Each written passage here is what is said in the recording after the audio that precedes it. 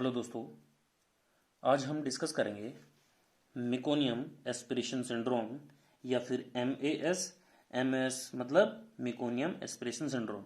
MAS एक syndrome है या फिर ग्रुप ऑफ सिम्टम है जिसमें मेकोनियम को एस्पिरेट किया जाता है और ये सिचुएशन होती है इंट्रायूट्राइन लाइफ या फिर डिलीवरी के जस्ट बाद में देखने के लिए मिलती है। इस पूरी कंडीशन को हम समझते हैं इस डायग्राम की हेल्प से। इस डायग्राम में यूट्रस है, यूट्रस के अंदर फिटस ग्रो कर रहा है। अब फीटस के आउटसाइड में यानी कि बाहर की तरफ एक फ्लूइड प्रेजेंट होता है जिसको बोलते हैं हम अमनियोटिक फ्लूइड।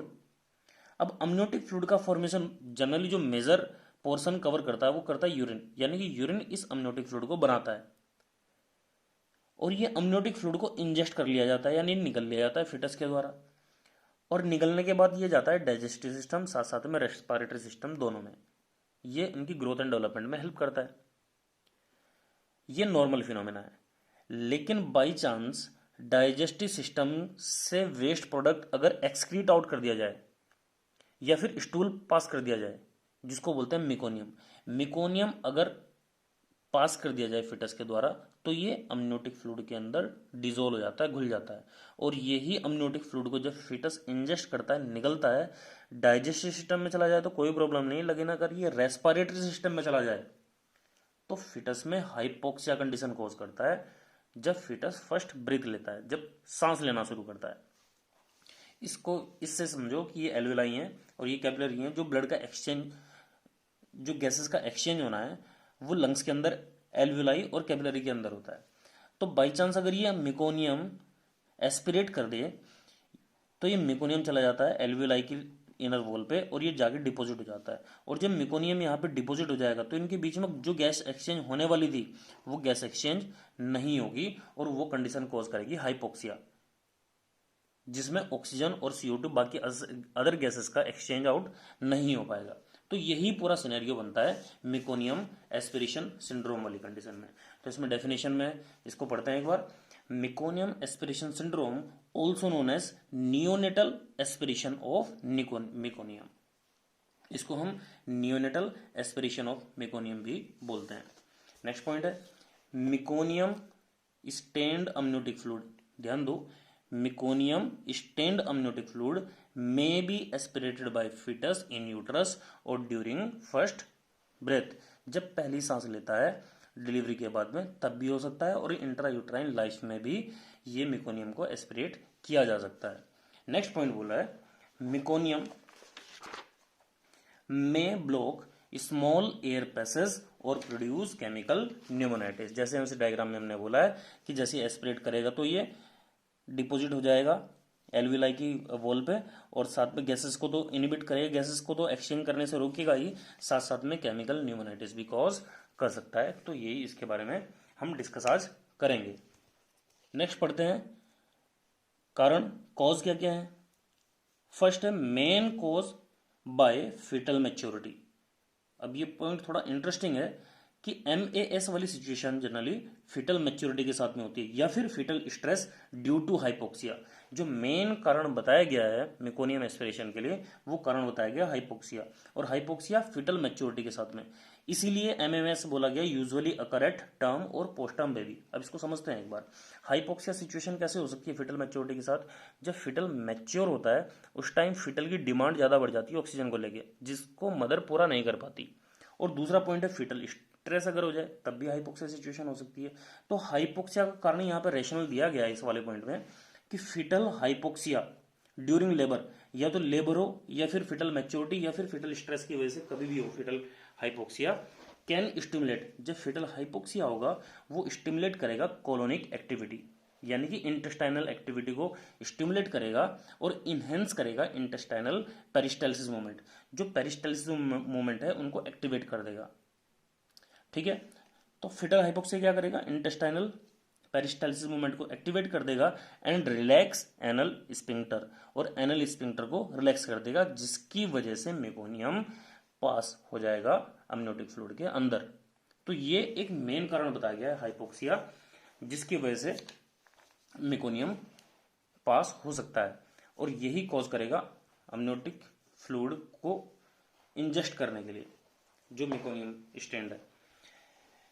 अदर कारण क्या बताए गए हैं, यूट्रोप्लेसेंटल इंसफिशिएंसी, ये भी हाइपोक्सिया कोज कर रहा है। मैटरनल हाइपरटेंशन और maternal drug use of tobacco और कोकेन, ये भी हाइपोक्सिया कोज कर रहा है, जिसकी वजह से मेकोनियम एस्पिरेशन सिंड्रोम देखने के लिए मिलता है। और इसमें प्रीएक्लेम्सिया सिचुएशन में भी जनरली ऐसा देखने के लिए मिल जाता है कभी। तो ये थे इसके कुछ कॉज। अब डिस्कस करते हैं क्लिनिकल मैनिफेस्टेशन। क्लिनिकल मैनिफेस्टेशन में tachypnoea, nasal flaring, intercostal retraction and cyanosis, ये कुछ कॉमन क्लिनिकल मैनिफेस्टेशन है हाइपोक्सिया के या फिर आरडीएस रेस्पिरेटरी डिस्ट्रेस सिंड्रोम के। नेक्स्ट, इसको डायग्नोस कैसे करेंगे? डायग्नोस करने के लिए सबसे पहले पॉइंट है साइन ऑफ रेस्पिरेटरी डिस्ट्रेस। जो भी रेस्पिरेटरी डिस्ट्रेस के साइन है उनको हम ऑब्जर्व कर लेते हैं, और ये जितने हमने साइन पढ़े हैं ये सारे के सारे रेस्पिरेटरी डिस्ट्रेस के क्लिनिकल मैनिफेस्टेशन है। नेक्स्ट पॉइंट है aspiration of meconium from trachea. Delivery के बाद में ट्रकिया से मेकोनियम को एस्पिरेट करो। जनरली सक्शन से हम करते हैं, तो अगर ग्रीन कलर का कुछ ऐसे मटेरियल दिखाई दे रहा है तो वो मेकोनियम हो सकता है, तो इससे भी हम इसको डायग्नोस करते हैं। नेक्स्ट है radiological hyper inflated lung filled with course and patchy infiltration. Radiological examination करते हैं तो उसमें देखते हैं कि जो लंग्स है वो हाइपर इन्फ्लेटेड है, और वो किस वजह से इन्फ्लेटेड है कि लंग्स के अंदर कोर्स मतलब रफ मटेरियल है, जो एयर से थोड़ा हैवी मटेरियल, जो एयर से भारी है, जैसे कि पस बोलते हैं, ब्लड बोलते हैं, ये सारे कोरस मटेरियल हैं। तो ये अगर इनफिल्ट्रेट हो जाए, एयर से ज़्यादा हैवी मेटल अगर लंग्स के अंदर फिल्ड हो जाए, वो सब यहाँ पे दिखाई देता है। तो यहाँ पे मेकोनियम एयर से हैवी है, तो वो रेडियोलॉजिकल एग्जामिनेशन में हमें फील होता है, और जो हाइपर इन्फ्लेटेड लंग्स को शो करता है। नेक्स्ट है मैनेजमेंट। क्या करेंगे हम मेकोनियम एस्पिरेशन सिंड्रोम में? तो सबसे पहला पॉइंट है proper intrapartum monitoring and care. क्योंकि ये कंडीशन डिलीवरी के टाइम पे हो सकती है, तो डिलीवरी के टाइम पे हम प्रॉपर मॉनिटरिंग करेंगे और केयर करेंगे। तो फर्स्ट पॉइंट ये बनता है। दूसरा पॉइंट है अम्नियो इन्फ्यूजन इन ओलिगोहाइड्रोमिनोस सिचुएशन। अब कभी भी ओलिगोहाइड्रोमिनोस सिचुएशन होगी तो हम अम्नियो इन्फ्यूजन करेंगे। ऐसा क्यों करने की जरूरत पड़ेगी? देखो, ओलिगोहाइड्रोमिनोस सिचुएशन में अक्सर चांसेस होते हैं कि अम्बलाइकल कॉर्ड के कंप्रेशन होने के, क्योंकि अम्बलाइकल कॉर्ड कंप्रेस हो सकती है फिटल के पार्ट की वजह से, और अम्बलाइकल कॉर्ड कंप्रेस होने की वजह से हाइपोक्सिया कंडीशन हो सकती है, और जो लीड करेगा मेकोनियम एस्पिरेशन को। नेक्स्ट पॉइंट है pulmonary toileting with normal saline. Pulmonary toileting या पल्मोनरी हाइजीन की बात की गई है। सक्शन थ्रू एटी ट्यूब, और जो भी सक्शन करेंगे एटी ट्यूब से। नेक्स्ट पॉइंट बोला गया ऑक्सीजन सप्लाई। नेक्स्ट पॉइंट है एंटीबायोटिक, और एंटीबायोटिक क्यों देंगे? क्योंकि meconium can cause infection. Next point है सर्फेक्टेंट थेरेपी। सर्फेक्टेंट थेरेपी में प्रीमेच्योर बेबी में हम सर्फेक्टेंट थेरेपी देते हैं, जिसमें हम कुछ स्टेरॉइड जैसे डेक्सामेथासोन या बेटामेथासोन इंसर्ट कराते हैं, जो कॉज करता है लंग सर्फेक्टेंट को स्टिमुलेट कराने के लिए, उसको फॉर्मेशन के लिए। तो लंग सर्फेक्टेंट थेरेपी भी हेल्पफुल होती है मेकोनियम एस्पिरेशन सिंड्रोम में। नेक्स्ट पॉइंट है करेक्शन ऑफ हाइपोक्सिया, एसिडोसिस और ग्लाइसीमिया। ये 3 पॉइंट हमारे एग्जामिनेशन के लिए पॉइंट बनता है। हाइपोक्सिया सिचुएशन तो होगी क्योंकि गैसेस का एक्सचेंज नहीं होगा, ऑक्सीजन की कमी हो जाएगी बॉडी के अंदर, तो हाइपोक्सिया। नेक्स्ट पॉइंट बनता है एसिडोसिस, क्योंकि लंग्स से CO2 बाहर नहीं जा रहा है। यहां से देखो, CO2 बाहर नहीं जा रहा है, ऑक्सीजन तो आ ही नहीं रहा है, लेकिन साथ साथ में CO2 नहीं जा रहा है, और CO2 की रिएक्शन कैसी होती है? एसिडिक नेचर की। तो बॉडी के अंदर एसिड कलेक्ट होने लग जाएंगे, तो एसिडोसिस सिचुएशन बनेगी।